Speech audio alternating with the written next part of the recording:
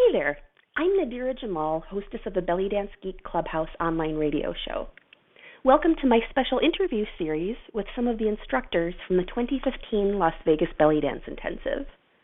The intensive, now in its final year, will be held September 10th through 13th at the Flamingo Hotel and Casino in Las Vegas. To make sure that you don't miss out on this epic event, visit bellydanceintensive.com. My guest today is Antonia, who will be teaching Greek line dancing. It's all Greek to me. Antonia is an acclaimed performer and choreographer of Greek descent who has performed in Greece, the Bahamas, and throughout the U.S. for over 40 years. She specializes in Greek cabaret American nightclub style with a gypsy flair. She's also the artistic director of 3 dance troupes, and you can check her out at antoniadances.com, spelled ANTONIADANCES.com. Thanks for joining me, Antonia. Glad to be here. Can you tell us about the workshop that you're teaching at the intensive? Sure. I'm going to be teaching a Greek dance workshop. The first dance I'm going to be teaching is a line dance, but the second one, I decided to do something different. So it's just going to be one line dance. Now, if I could probably throw some stuff in if time allows, because there are so many Greek line dances. It was hard to actually pick one or two that, I wanted to teach. But I wanted to teach, the line dance that I chose is called the Sirtaki.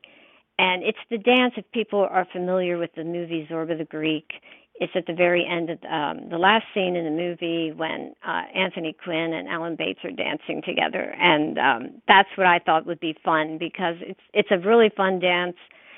It can be a little intricate with the footwork, but the good news is that you repeat that pattern over and over throughout the dance, so, I'm sure everyone will catch on. The interesting thing with that dance is the leader, the person in the front of the line, they get to prompt the other dancers in the line to do other things, and it's totally improvised at that point. But it's usually the same things. When you're Greek and you've been doing these dances a lot, even though you're following the leader, when they're telling you, well, let's do this and stick that into the dance, we're familiar with it because we've done it so many times. It's usually the same old thing. So in other words, like we're doing the dance, let's say we're just doing the dance steps over and over, and then the leader, he or she will put their hand up and make a number 2, for example. And everyone knows that that's like 2 crossover steps to the left and then 2 crossover steps to the right. And then you close and you do this other little foot pattern. And then you get right back into the regular dance again. So it's fun because you never know what the leader is going to throw at you. But it's usually stuff that's not hard. It's not hard. So that's the first dance. The second one, I thought I'd do a little bit of a different spin on the kashlama. It's, everyone knows it's a 9/8 rhythm. And I'm going to be doing this, the way the Greeks do this dance, which it's going to be with a Greek song, but it's still the 9/8, but it's probably nothing that everyone is familiar with because they usually hear the same type of rampi and all those other dances when you're actually performing. So this isn't for a belly dancer type performance. It's more of you have a partner, and you do. There's a lot of things that go on with this dance as well. But like I said, you have a partner, and they're in front of you. So it's a line with in twos. Everyone has a partner. And we do some intricate footwork and turns, and then we reverse and go on the other side and do a lot of different things. So it's a different spin off of what people think of the kashlama. Mm-hmm. And yes, it's a Turkish. It is Turkish. The dance or the music. I can't say the music, but the original. Yes, it's from Turkey, but the Greece was under the Ottoman rule for 400 years. So we have a lot of their dances, a lot of their music, and food, etc. So those are the 2 dances that I have decided to do. And if time allows, I was going to throw something else in. Well, it sounds like there's going to be plenty of material. It also sounds really fun. You know, It every is. time I go to like a line dancing party, we're lucky in Boston. We actually have a lot of live music. And our parties that are not belly dance parties, they are line dancing parties. Mm-hmm. And what I find is, like, you know, I'm scrutinizing the footwork, and I'm watching, and I'm like tapping it out with my fingers. And just when I think I can get it, I get up and I join the line. And 45 seconds later, they change the step. So any opportunity to get the steps broken down is magical. Oh, that's pretty funny. Well, that would be happening with the sirtaki. If someone's not familiar with it and they're just getting the basic steps, and then, like I said, the lead dancer on the front of the line is going to be like doing gestures with her hands, and you know you have to follow that. And people that aren't familiar will have no idea. And I think that's, they would definitely get lost at that point. Absolutely. So what are some of the benefits for belly dancers in learning about social dances? Well, of course, the 9/8 rhythm would help with a belly dancer if they do that. But I think it would be beneficial because it's just this, when you dance Greek dancing is a lot of camaraderie and understanding the culture. I think a dancer can tap into that when she's performing. And sometimes I've actually taken moves from totally other things, dance realms. You know, I'll do something totally different that's not really belly dancing, and I'll put that in there, but I put my little twist into it that makes it fit into a belly dance routine. So I think an understanding of a different culture, I think, always helps, you know, with dance and their dances. And I think you become a more rounded dancer that way. I'm glad you mentioned the culture because, you know, in the little line dancing that I've done successfully, I really found that, you know, it's definitely a nice way to connect with people, right? You know, sometimes, you know, as belly dancers, we're this performer on stage, and it's all about the sparkles and the look at me and my show. And, you know, there's a place for that. That's actually an important piece of being a performer. But at the same time, you know, we're there to make people feel at home. Our job as a performer is to make people glad that they came. And sometimes, you know, the line dancing is a bigger part of that than your show is. And so being able to tap into that piece, you know, really shows respect for the people in your audience. It shows respect for the culture. It helps you make those personal connections. And, you know, if you can actually manage to do it, it's really fun. Right. And and you can tell when a dancer truly feels the music. And you can tell if they're going, I mean, they can still be enjoyable to watch, but you can tell when a dancer is truly feeling the music. And like I like to say, becoming the music. There's nothing like it. I mean, you just know it when you see it. It's something special, something magical when that happens. Absolutely. And I think there's a piece that's related to that, too, and that's that, you know, a lot of the music that we dance to, especially in this, like, American cabaret end of things, is, like, folkloric and social dance music that's been arranged for belly dance rather than some of these, you know, classical compositions.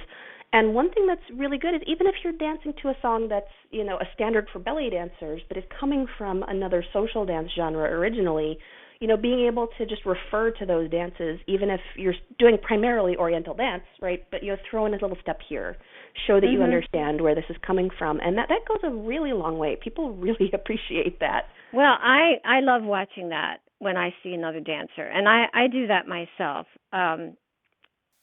Especially, let me give you a closer example, would be the kasulama. Because the one that I'm going to teach at the workshop is very folksy, and yet I can incorporate that in my my routine when I'm performing, and it just goes. You know, it looks very folkloric, and you're swishing your skirts, and there's some steps that it's from the Greek. That's how I'm Greek, so I grew up going to Greek dances and learning the dances, and this is totally different than anything that you've seen another dancer do in the kashlama, because they're usually doing the Turkish version. And so I like to throw that in, and it actually, it goes well with it, because a lot of the kashlama is a lot of footwork too as well. It's not just all about spinning and this and that, but a lot of it is footwork. So, so I incorporate that in my show when I'm actually performing. Well, speaking of footwork, line dancing is also a major challenge if you, like me, were raised in a fairly, flat-footed, planted style of belly dance. I know a lot of people move around a lot more than my teacher taught us. But I move around. I started working on that. It really, really helped, especially being able to break out of like the 3 or 4 footwork patterns that I knew. Being able to work in all of these little steps, even if I was putting hip work on top of it and not presenting them as line dancing steps, was actually really helpful. Right. I think so as well. And, who would you say that this workshop would be the most appropriate for? Are there certain styles or levels or personality types who would get more out of it than others? I think all dancers are fun people. Personally, that's what I think. And I think that anyone is going to love, anyone and everyone, I don't care what their personality is like, this is fun, because it's going to be fun. This is a stress-free workshop. You're going to come here, you're going to learn how to do a couple of the Greek dances, and we're going to have fun with it. So it's good for everyone. And also, I wanted to mention there's a Greek word that it's called kefi, Kefi, and it's hard really to put into words, but I'll try. Kefi is a state of mind. So when I hope everyone can experience this at my workshop, and I think they will. It's a feeling of joy, passion, enthusiasm, high spirits, and at Greek nightclubs it can even get a little bit more than that, and this isn't a bad way, frenzy, but not in a bad way. But I don't know whether you know the Greek custom of throwing dishes and breaking plates. Well, that's how they reach that level in their, it's in this natural high that you're just having so much fun that it's hard to explain. But hopefully everyone will tap into that when they dance the Greek dances. That's why I think it's for everyone. Excellent. And what made you decide to offer this topic?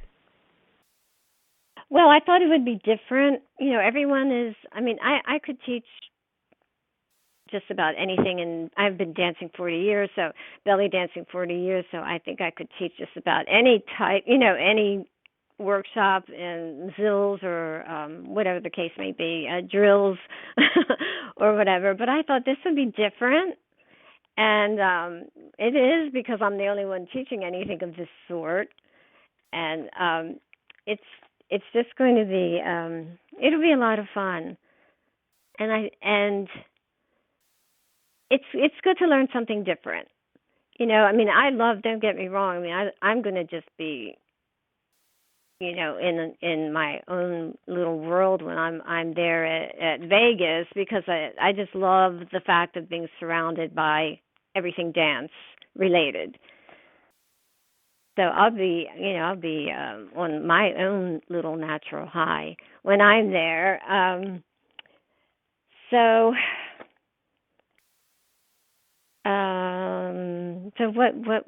what else did you want to ask me about that? Yeah, well, one other question I have for you is there a tip from your session that dancers could start using right now?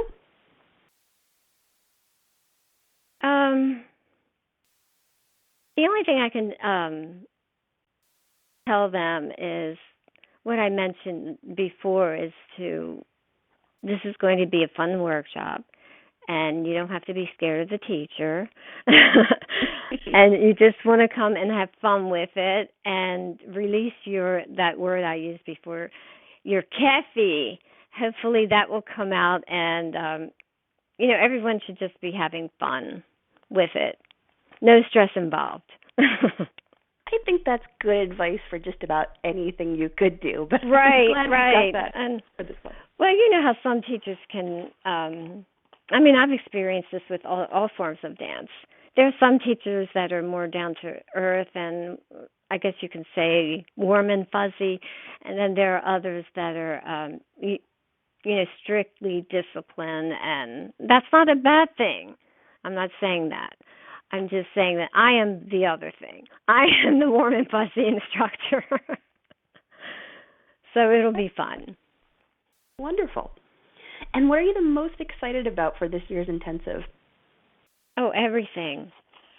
Everything. I follow some of the instructors, and it's just going to be wonderful because, you're just surrounded and enveloped by nothing but dance, and that's the best feeling in the world for me. So I'm excited about being in that atmosphere, being around other dancers, learning. You're never too old to learn. And even though I've been around 40 years dancing, there's still things you can learn. So I'm really looking forward to taking workshops with the other instructors and just I've never been to Vegas either, so that will be fun.